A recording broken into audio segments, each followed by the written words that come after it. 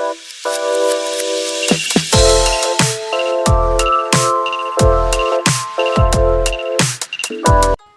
am going to present about this theory by Hume.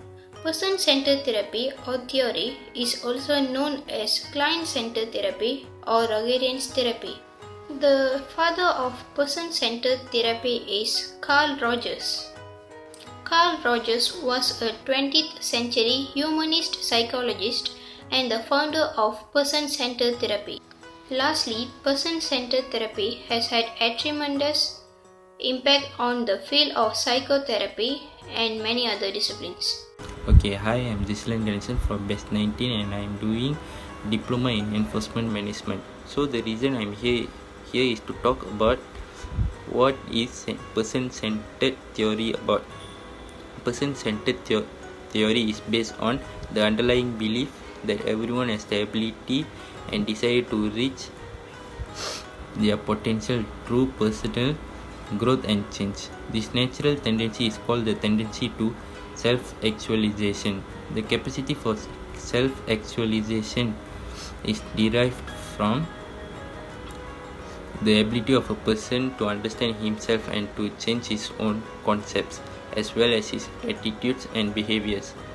The interactions between the therapist and the client facilitate this change. Due to the uniqueness of each person, the person is considered an expert in their own experience, while the therapist is the expert in theories and methods of therapy.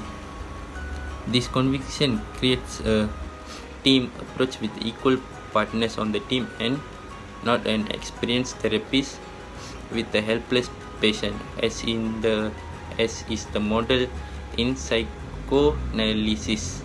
Okay, thank you. Hi, my name is Vignesha Amalakitanabalan. Today I am going to present about what is concept of the theory. The first concept is self-actualization. Self-actualization is tendency for a person to reach their fullest potential through self-discovery and personal growth. The second concept of the person-centered approach is the need for positive regard. This is a person's need for appreciate, love and respect. The third concept is empathic understanding. This is the therapist's ability to see the client's world as his or her own. Be non-directive. Unlike most therapies where a clinician may have an agenda for a particular session, a person-centered therapist lets the client lead. It is the client's journey and it is believed they are experts about their own lives. Thus, the therapist is seen as an equal collaborator rather than an authority who knows how to guide a person toward self-actualization. This is the reason that Rogers referred to a person in therapy as a client rather than a patient. Although it may be tempting to offer guidance, it is important that the client is taking responsibility for their own life. Unconditional positive regard. One of the most important aspects of the person-centered therapy technique is that the therapist must exhibit unconditional positive regard for the client. In short, this means that they accept and care for the client as they are. This does not mean that the therapist always has to agree with the client, but it does mean that they refrain from judgment. It is essential that the client feels valued by the therapist. You might note that this resembles aspects of positive psychology. Congruent, the development of self-concept was key to Rogers. In order to be functioning at non and optical level, He thought that a person must balance their ideal self with how they experience their real self. When that is achieved, they obtain what he termed congruence. He believed congruence was necessary to become a highly functioning person and achieve life goals. It is thought that a client is usually in a state of incongruence when they enter therapy, and a major part of their work is to achieve congruence. To that end, Rogers believed that a therapist must be genuine with clients. He thought that their behavior and thoughts needed to match. In other words, the client should see the client's authentic self. In order to be effective, a client needs to believe that what a therapist is saying is the truth. This is a major diversion from much of psychodynamic psychology, where therapists were encouraged to hide their true selves from patients. Being genuine allows the therapist and client to build trust and models a healthy relationship.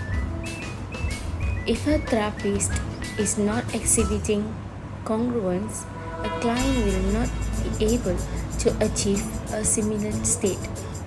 Good morning, my name is Punitham Loganathan. Today I would like to present about the continuous part of what are the techniques used in person-centered theory. Empathy. It is essential that a therapist exhibit empathy while applying person-centered therapy techniques. Empathy is the ability to put yourself in someone else's shoes or relate to their experience. It should be noted that empathy is different from sympathy. Empathy is showing understanding for a person, while sympathy is feeling bad for them. If a client does not feel understood, they will not feel safe with the therapist and will be unable to be genuine and exhibit their true self. Second is accept negative emotions. Remaining positive, supportive, and non-judgmental with a client can be difficult. There are times when a client is going to express negative emotion that elicit a reaction. At times, a client may even direct negative emotion toward the therapist. A therapist needs to remember that person-centered therapy techniques are based upon creating a safe environment for a client where they feel they can share some information without negativity and judgment. A therapist needs to learn to not take words personally, especially from a client that is experiencing personal issues. The last technique used is active listening. Active listening is a bit of a misnomer. Yes, you are listening to the client. In fact, truly listening to the client without exhibiting judgment is a fundamental part of person-centered therapy. But active listening is not just listening, it is listening in such a way as to let the client know that you understand what is being said. As a conclusion, the person-centered or client-centered approach is still used in today's psychotherapy to help people move forward in their life. Carl Rogers is contributed to building therapies or client relationship and is considered one of the most groundbreaking psychologies. Person-centered therapy requires the client to concentrate in his or her present on future, which the client will be able to know himself or herself more. Besides that, person-centered therapy will concentrate on the client's self, healing ability, and the self-concept of the clients. In order to promote the self-concept of the clients, the therapist will need to practice three main elements: congruent, unconditional positive regard, and empathic.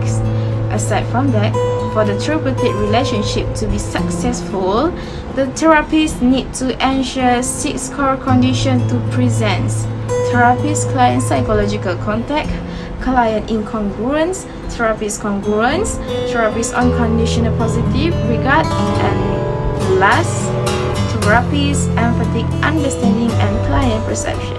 That's all from me.